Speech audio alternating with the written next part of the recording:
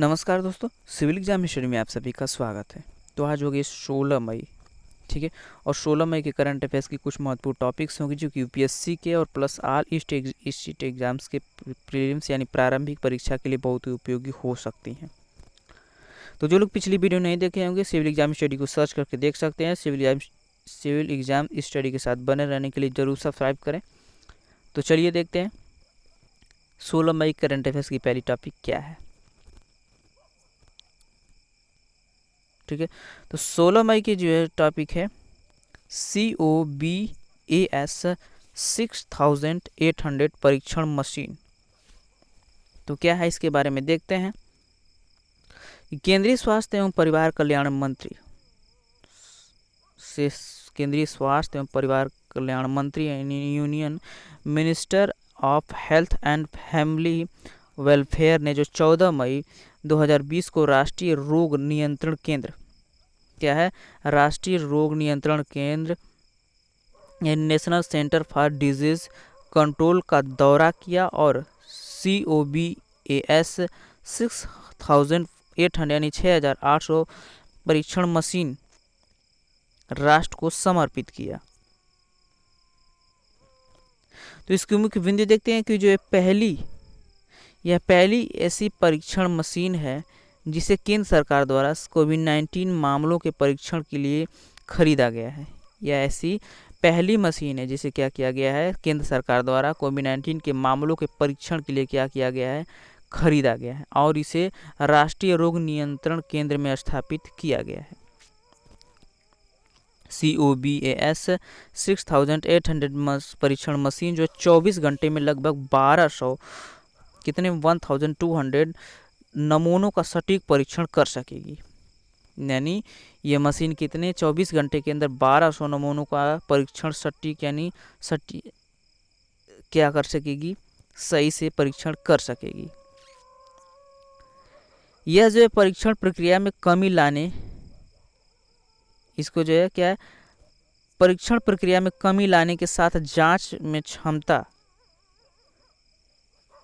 या परीक्षण में कमी लाने प्रक्रिया में जो कमी लाने के साथ जांच क्षमता में व्यापक वृद्धि करेगी। COBAS 6800 में जो रोबोटिक्स तकनीकी का प्रयोग किया गया है, इसमें जो है रोबोटिक तकनीकी का प्रयोग किया गया है जो प्रदूषण की संभावना को कम करता है तथा स्वास्थ्य कार्यकर्ताओं में संक्रमण के जोखिम को न्यूनतम करता है, क्योंकि इसे जो सीमित मानव हस्तक्षेपों के साथ दूर से संचालित किया जा सकता है।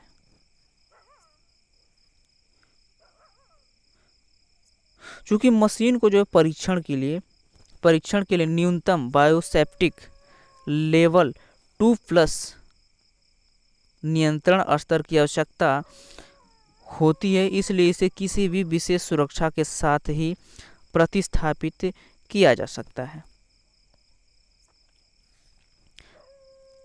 COBAS 6800 अन्य रोगजनकों जैसे viral hepatitis B and C, SIV, MTB यानी रिफैम्पिसिन एवं आइसोनियाजाइड रिसेस्टेंस और पैपिलोमा और क्या है CMV, क्लैमाइडिया और है नेसेरिया आदि का पता भी लगा सकती है। ये क्या है कि अन्य रोगजनकों जैसे viral hepatitis B and C यानी और SIV B और क्या है MTB यानी रिफैम्पिसिन और एवं क्या है आइसोनियाजाइड रेसिस्टेंस और क्या है पैपिलोमा, CMV, क्लैमाइडिया और नेसेरिया आदि का भी पता लगा सकती है। तो जो लोग भी चैनल पे नए होंगे, वीडियो देख रहे होंगे, जरूर सब्सक्राइब करेंगे सिविल एग्जाम स्टडी को। तो चलिए देखते हैं अगली टॉपिक। तो राष्ट्रीय औषधि शिक्षा एवं अनुसंधान संस्थान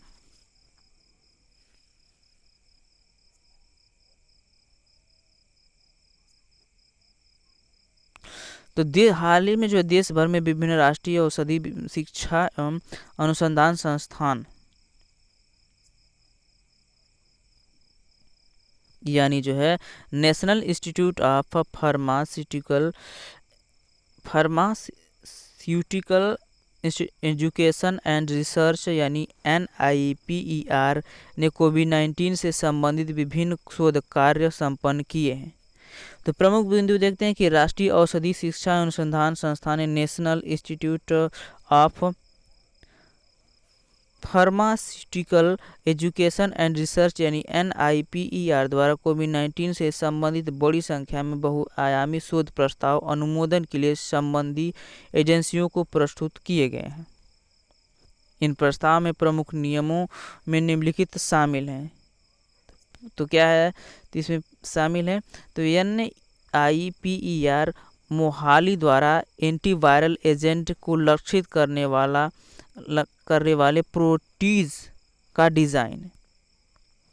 NIPER मोहाली एवं रायबरेली द्वारा खाद्य एवं औषधि प्रशासन फूड एंड ड्रग्स एडमिनिस्ट्रेशन यानी FDA की अनुमोदित दवा डाटाबेस का उपयोग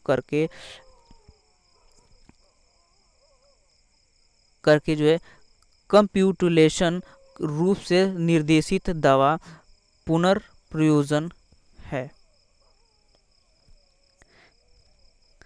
NIPER मोहाली द्वारा जो है रेमडेसिविर के ड्रग रूपांतरण के लिए जो प्रोड्रग का विश्लेषण। NIPER हैदराबाद द्वारा बीमार रोगियों के लिए सहायक चिकित्सा आधारित नाक स्प्रे। NIPER हैदराबाद द्वारा कोविड-19 के मरीजों के लिए क्वांटम डॉट एवं चालकता आधारित बायोसेंसर विकसित करना। और क्या है, कोविड-19 के कारण पड़ने वाले दिल के दौरे को नियंत्रित करने के लिए विशेष अध्ययन।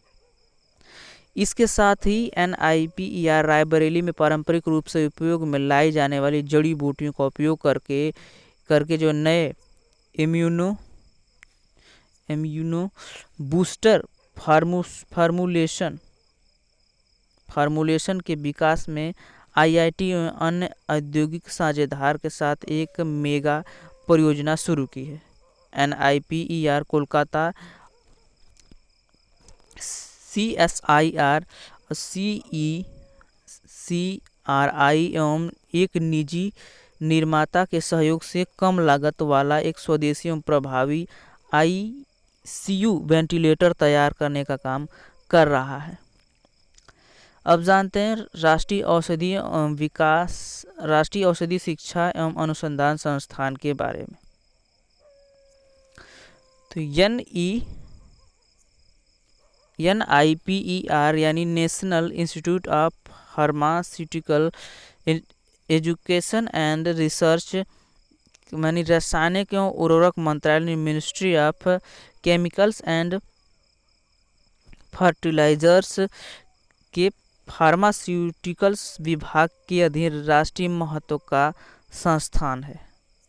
ऐसे 7 संस्थान जो कि अहमदाबाद, हैदराबाद, हाजीपुर, कोलकाता, गुवाहाटी, मोहाली और रायबरेली में क्या है कार्य कर रहे हैं। NIPER फार्मास्यूटिकल लाइसेंसेज में पहला राष्ट्रीय स्तर फार्मास्यूटिकल साइंसेज में पहला राष्ट्रीय स्तर का संस्थान है, जिसका उद्देश्य जो है फार्मास्यूटिकल साइंस में उत्पन्न अध्ययन अनुसंधान के लिए उत्कृष्टता का केंद्र बनना है। इन संस्थानों में न केवल देश के भीतर बल्कि दक्षिण पूर्वी एशिया और दक्षिण एशिया अफ्रीकी देशों में भी औषधि विज्ञान एवं संबंधित क्षेत्रों में नेतृत्व प्रदान करने की क्षमता है। NIPER association of Indian universities एवं जो है एसोसिएशन ऑफ कॉमनवेल्थ यूनिवर्सिटीज़ का सदस्य है। अब देखते हैं अगली टॉपिक। तो सिविल एग्जाम स्टडी को जरूर सब्सक्राइब करिएगा। डेली करंट अफेयर की वीडियो देखने के लिए। वीडियो अच्छी लगी तो लाइक ज़रूर कर दीजिएगा प्लीज़। तो चलिए देख लें अगली टॉपिक क्या है, समर्थ। तो हाल ही में जो है इंटरप्राइजेज रिसोर्स प्लानिंग, हाल ही में जो इंटरप्राइजेज रिसोर्स प्लानिंग यानी ERP समर्थ, ठीक है, समर्थ को जो है राष्ट्रीय प्रौद्योगिकी संस्थान यानी कुरुक्षेत्र में कार्यान्वित किया गया, जो विश्व बैंक द्वारा समर्थित तकनीकी शिक्षा गुणवत्ता सुधार कार्यक्रम के तहत भाग लेने वाली इकाई है। हाल ही में जो एंटरप्राइजेज रिसोर्स प्लानिंग यानी ERP यानी समर्थ को जो है राष्ट्रीय प्रौद्योगिकी संस्थान कुरुक्षेत्र में जो है कार्यान्वित किया गया, जो विश्व बैंक द्वारा समर्थित तकनीकी शिक्षा गुणवत्ता सुधार कार्यक्रम के तहत भाग लेने वाली इकाई है। यानी किसके तहत, technical education quality improvement programme के तहत क्या करेगी, यह भाग लेने वाली इकाई है। इसका उद्देश्य क्या है, तो इसका पहला उद्देश्य जो है संस्थान की प्रक्रियाओं को स्वचालित करना है। अब इसके मिशन के बारे में थे, तो इसका मिशन जो है मानव संसाधन विकास मंत्रालय के उच्च शिक्षा विभाग द्वारा सभी विश्वविद्यालयों एवं उच्च शैक्षिक संस्थानों में जो है छात्रों की गुणवत्तापूर्ण शिक्षा प्रदान करना है। प्रमुख बिंदु इसके देखते हैं कि मानव संसाधन विकास मंत्रालय यानी ministry of human resource development ने जो है सूचना संचार प्रौद्योगिकी में राष्ट्रीय शिक्षा मिशन योजना यानी national mission of education and information and communication technology scheme यानी NMEICT के तहत एक ई-गवर्नेंस प्लेटफॉर्म समर्थ विकसित किया गया है। समर्थ सभी विश्वविद्यालयों एवं उच्च शैक्षणिक संस्थानों को एक open standard open source architecture सुरक्षित मापनी एवं विकासवादी प्रक्रिया स्वचालन यंत्र है। यह विश्वविद्यालय उच्च शैक्षिक संस्थानों में शिक्षकों, छात्रों एवं कर्मचारियों की आवश्यकताओं को पूरा करता है।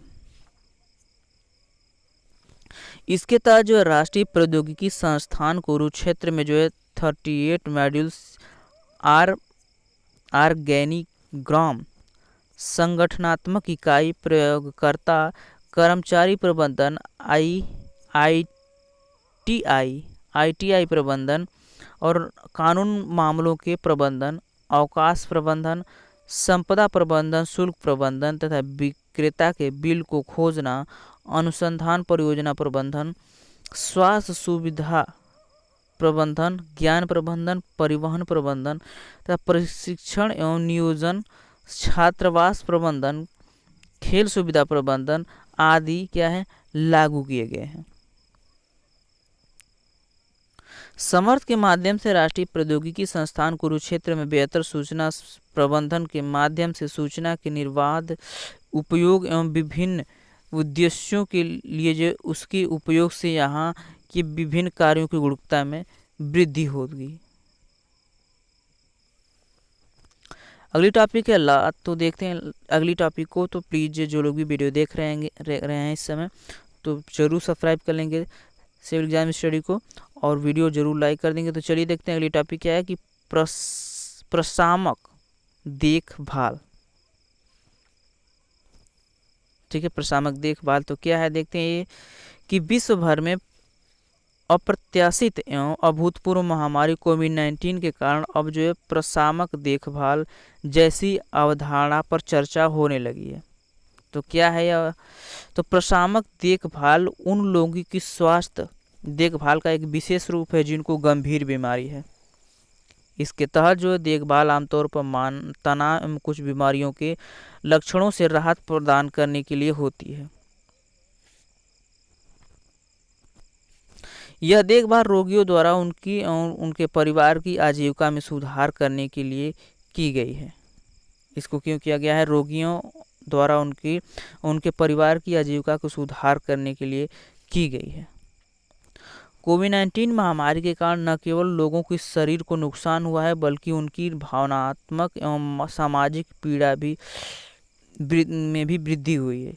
इस पीड़ा में भय, चिंता, अनिश्चितता और प्रियजनों की पीड़ा एवं सामाजिक संकट जैसे बेरोजगारी, कार्य एवं अन्य स्थानों पर स्वतंत्र रूप से विचरण करने में असमर्थता, कुंठा, घर पर लंबे समय तक रहना आदि शामिल हैं। प्रशामक देखभाल, तो देखते हैं इसके बारे में कि